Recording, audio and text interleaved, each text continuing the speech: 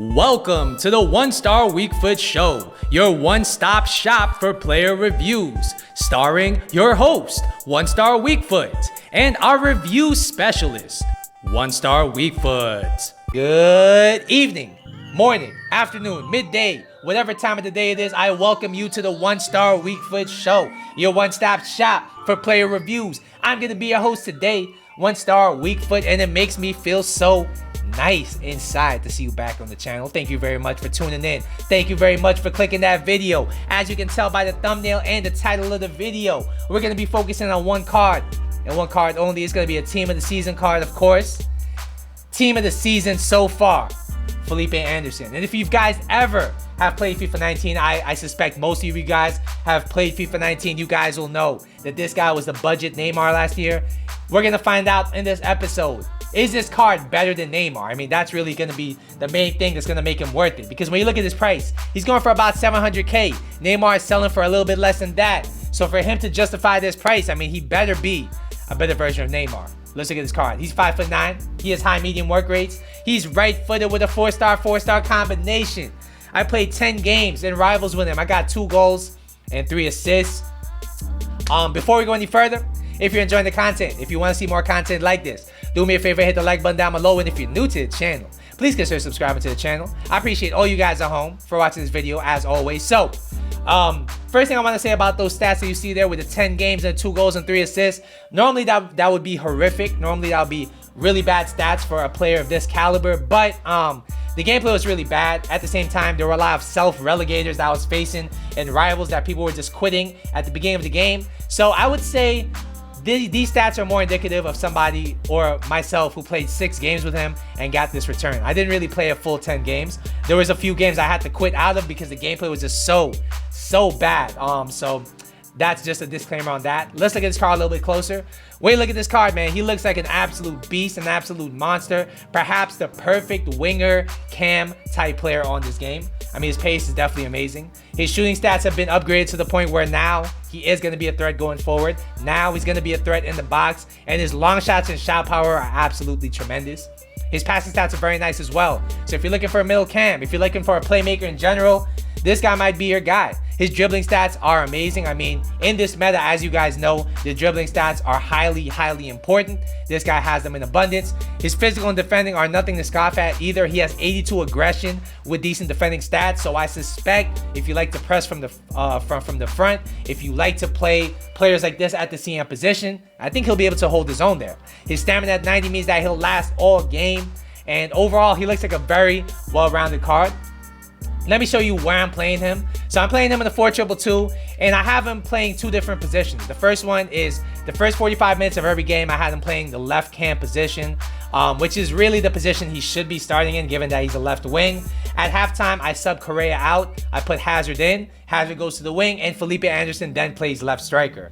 One other thing to note with this Felipe Anderson card is that he does have the finesse shot trait, so I suspect that that's going to be very overpowered on him. So yeah, I've done enough talking here. We're going to take you over to our studios, to our review specialist, One Star Weak Foot. Take it away. Thanks, One Star. So, according to Footbin, as you guys know, this Felipe Anderson card is selling for 740K on the PS4 market.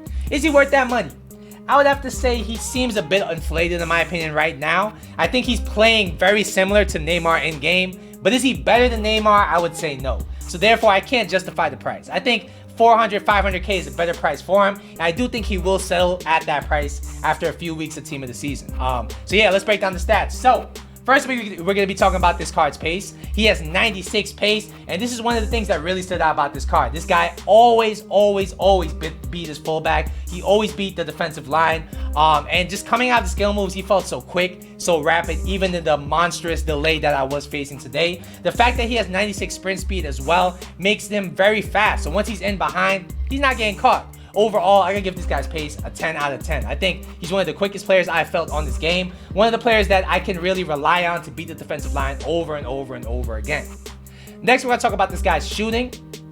And I feel like his shooting was the tale of 2 stories. The first story is his attack positioning. It was class. He makes very nice runs, and he's very similar to Lozano, very similar to Orisic. Cards like that are just very fast with high attack positioning.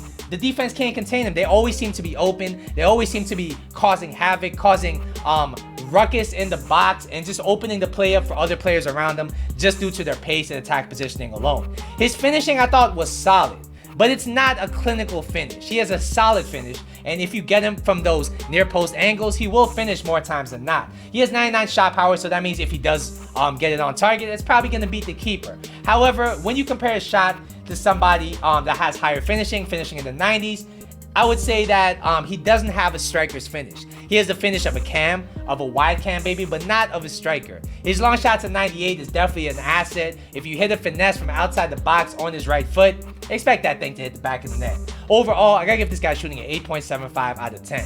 Not quite a striker's finish, but still a very good shot. Next, we're gonna talk about his passing, and this is another aspect of this card that I really enjoyed. He has 91 vision, 91 short passing, 85 long passing, and I tried a multitude of different passes with him. I tried driven passes. I tried over-the-top through balls. I tried driven through balls. I tried passes around the box where defenders were just swarming on him, and he was able to execute every single pass that I needed him to execute at a very high level. The weighting of his passes in particular were very, very nice, and I would say definitely this guy should be playing the cam position. I think his best role is either cam or wide cam. His passing is going to be best utilized in those spots, and overall, I gotta give this guy's passing a 9 out of 10. He was definitely a very solid playmaker passing-wise.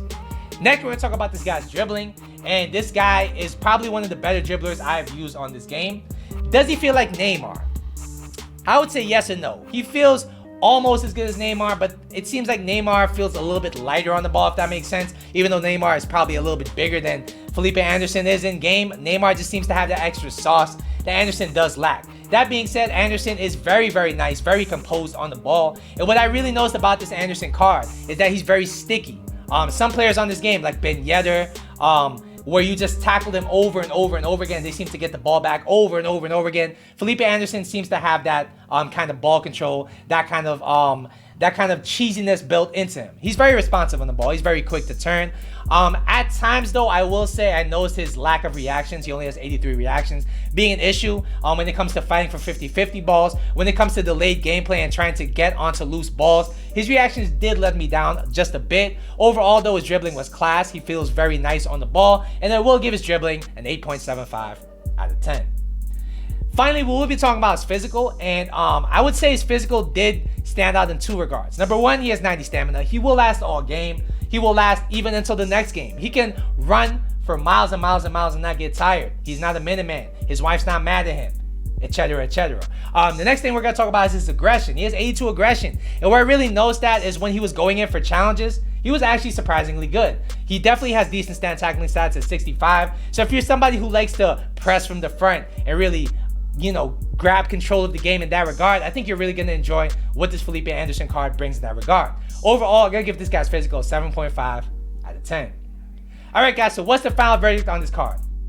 I think this card is perfect for the left wing, right wing position, as well as the cam position. He's very good at taking the ball and just bringing up the pitch with his pure pace, his dribbling, and he does have very nice playmaking ability. Where he does lack is in a few areas. Number one, I would say his lack of elite reactions does cost him in just tight games.